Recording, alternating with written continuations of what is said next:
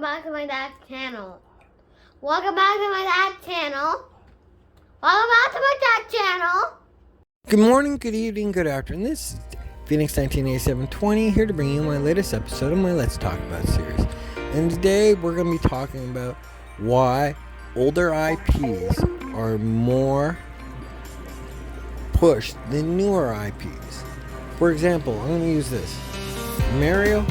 You put Mario in a game, you're guaranteed that Mario's going to do really well selling.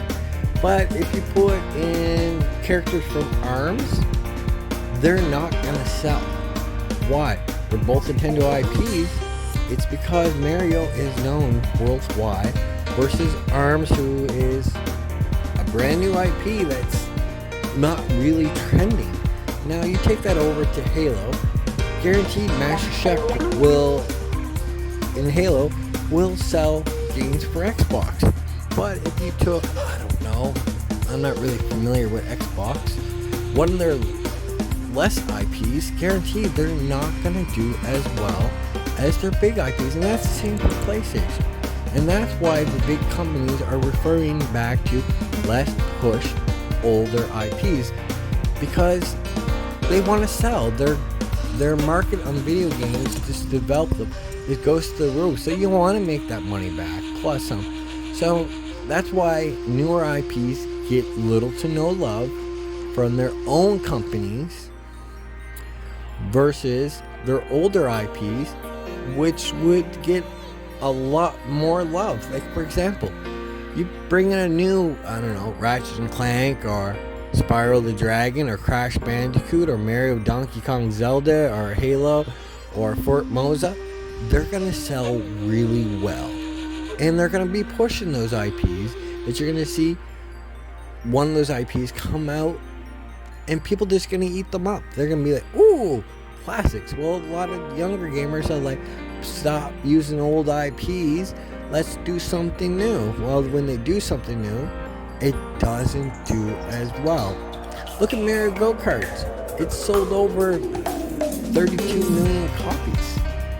Now, you try to come out with a clone of that, like for example, Sonic Racing, which was something different, something fresh, but it didn't do nearly a tenth of the sales that Mario Go-Kart. Why? Sonic is a big name, but Sonic's not known for its go-kart games or games like that. Now, for example, Gran Turismo Formosa does really well, but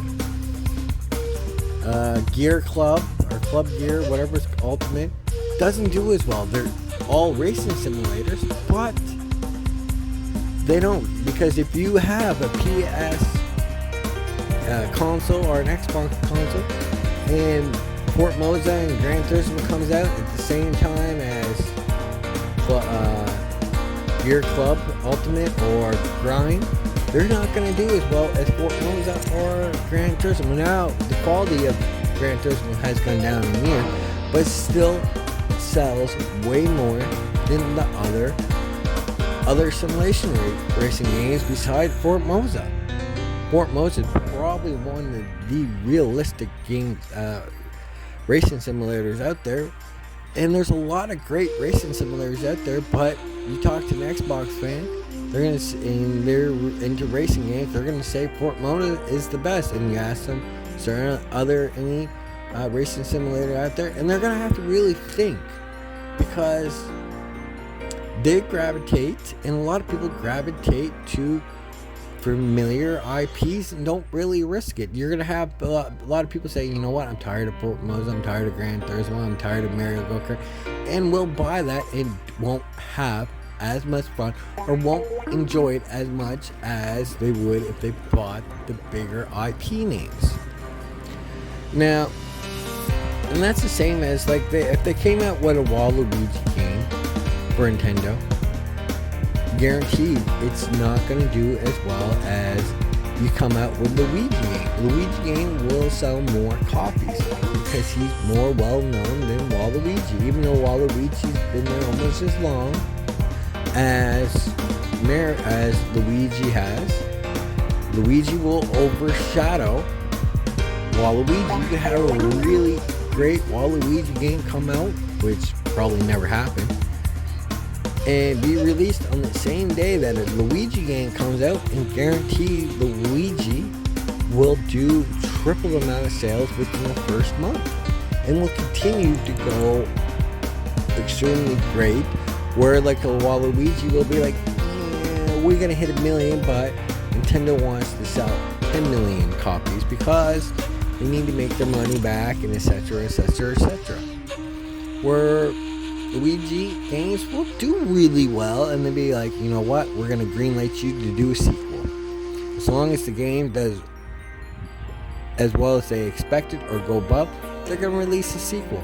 And that's why you don't see some of these lesser known IP address get as much games, which is not fair to them, because everybody loves, for example, F-Zero games, or they did, but they don't sell as well as Mario Kart does, so it gets put on the back burners and stays on the back burners until they'd be like, you know what, we might have to do that, but wait, we can feature Captain Falcon in a Smash Brother game. That should tie things over.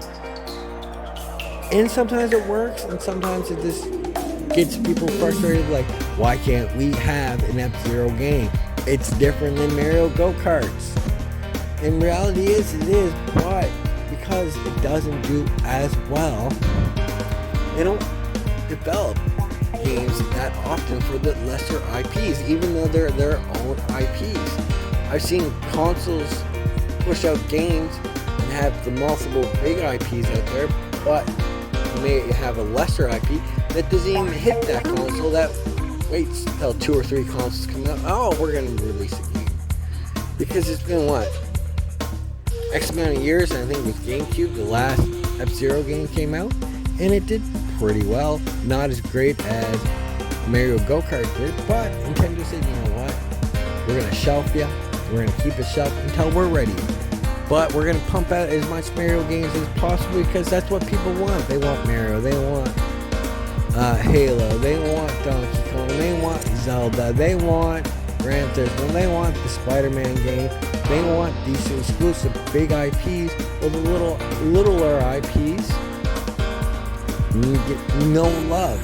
Fans want them, but developers know, well, we can create a game, but either A, we gotta lower the budget and it's gonna be half-ass, or we're not gonna get the game because it's gonna cost too much to do a really well game for that IP, and the faith of it may not be as well as they're hoping. So why take the risk? Now, some risks do pay off and some risks don't. But why? What are your guys' thoughts on this? Do you wish that developers would push more of their lesser known IPs out there so they become more known, so they can give breaks to the bigger IPs like Mario? I would love to see a wait on Mario for 2 to 3 years, but a Mario game comes out each year, or a Mario related game. If it's Mario Golf, if it's a brand new Mario, a game that you're rescuing Princess, there's always a Mario game each year that comes out. And that's pretty much the same for all the big games. Now, Gran Turismo comes out X amount of years, but they spent X amount of years to make sure they develop everything to a crisp. And that's the same for Moza. And that's the same as Halo, because if you had games lesser known to like Xbox or Nintendo or PlayStation, you know they're not gonna do well. But why? Because they don't get a chance to do well.